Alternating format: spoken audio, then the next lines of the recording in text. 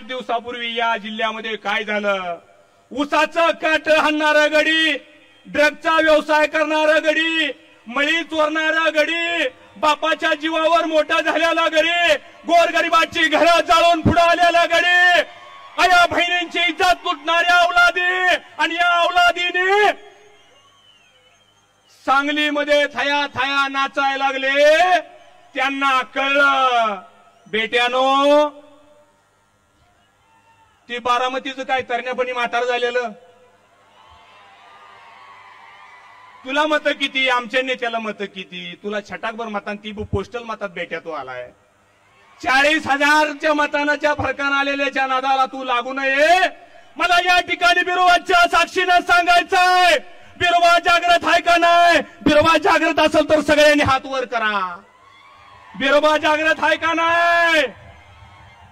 मग माझ्या नेत्यावरती तोंडाला येईल ती बोलले लगडी, वाळव्यातनं बोललं, सांगलीतनं बोललं, त्यांच्या तोंडाला पॅरलेस झाल्याशिवाय राहणार नाही, त्यांचं वाटोळा झाल्याशिवाय राहणार नाही. अरे माझा नेता कष्टकऱ्याचा आहे, ज्याची सुरुवात लाट्या काट्या गाऊन झाली. पाण्यासाठी आंदोलन केली, जेलमध्ये जावं लागलं. समाजासाठी आंदोलन केली, जेलमध्ये जावं लागलं. त्यांना सांगा, आता तुम्हाला थोडं समाजाचं जातीचं राजकारण करतं. माझ्या नेत्यानं हाडाची काढ आणि रक्ताचं पाणी केलं. टेंबूची योजना या मानदेशाच्या पट्ट्याला मिळावी म्हणून 6 महिना जेल भोगलं. विचारा या साक्षीनं, बिरोबाच्या साक्षीनं. अरे खोट्या गुन्ह्यामध्ये तुम्ही आत टाकलं, पण माझ्या जनतेनं मनावरती घेतलं. माझा नेता पराभवाला खाचला नाही. जिद्द, मेहनत, चिकाटी, प्रचंड ताकदीच्या जोरावरती तुमच्या सगळ्यांच्या नाकावरती टिचून महाराष्ट्रातला सगळ्यात शेवटचा विधानसभेचा मतदारसंघ जत, दुष्काळी म्हणणारा जत, ह्या जतच्या जनतेचं मानावं तेवढं आभार थोडा आहे. आम्ही तर मानतो, पण बिरोबा बाळूमामा सुद्धा तुमच्या पाठीमागे आहेत. एक बहुजनाचं पोरगा 40,000 मताच्या फरकानं या महाराष्ट्रामध्ये येतं काय? आणि जी प्रस्थापित घराणी टीकेची झोड उठवतात, अरे त्यांना सांगा, आमच्या पिढ्या तुमच्यासाठी झिजल्या, आमच्या पिढ्यांचं वाटोळं तुमच्यासाठी झालं. आमची माणसं देशोधडीला लागली, रक्ताचं पाणी करून माझ्या माता भगिनींनी ऊसतोड्या केल्या, गुरढोरं राखली, मेंढरं राखली. दिवस तुम्ही चांगला आला, तुम्ही कारखानदार झाला, तुम्ही वतनदार झाला, तुम्ही जागीरदार झाला, आणि आमच्या पिढ्यांनी फक्त मतं दिली. आणि महाराष्ट्रातनं एक नेतृत्व आमचं पुढं आलं का तुमच्या पोटात दुखतंय बाबांनो, आणि काय काय बोलताय. पण तुम्हाला सांगतो, या महाराष्ट्रामध्ये बैलगाडीला बंदी होती.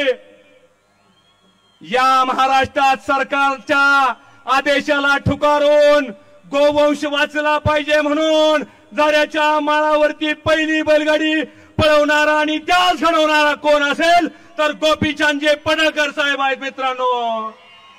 अरे एमपीसीच्या विद्यार्थ्यांना न्याय मिळावा म्हणून आज तहसीलदार झाले, प्रांत झाले, बीडीओ झाले.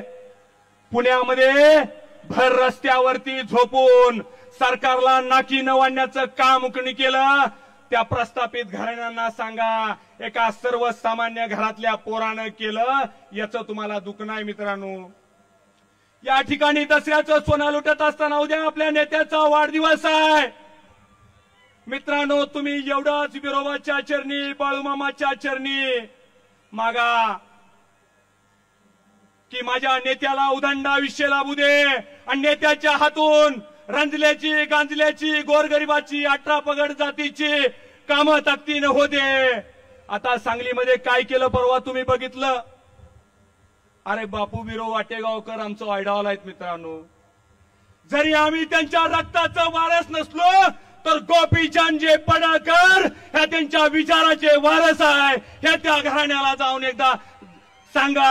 आणि मित्रांनो, बिरोबाला, बाळूमामाला एवढीच प्रार्थना करा की या नेत्याला उदंड आयुष्याच्या अनंत शुभेच्छा देऊन तुम्हा सगळ्याला दसऱ्याच्या गोड शुभेच्छा देतो आणि या ठिकाणी थांबतो. जय हिंद, जय महाराष्ट्र, जय बिरोबा.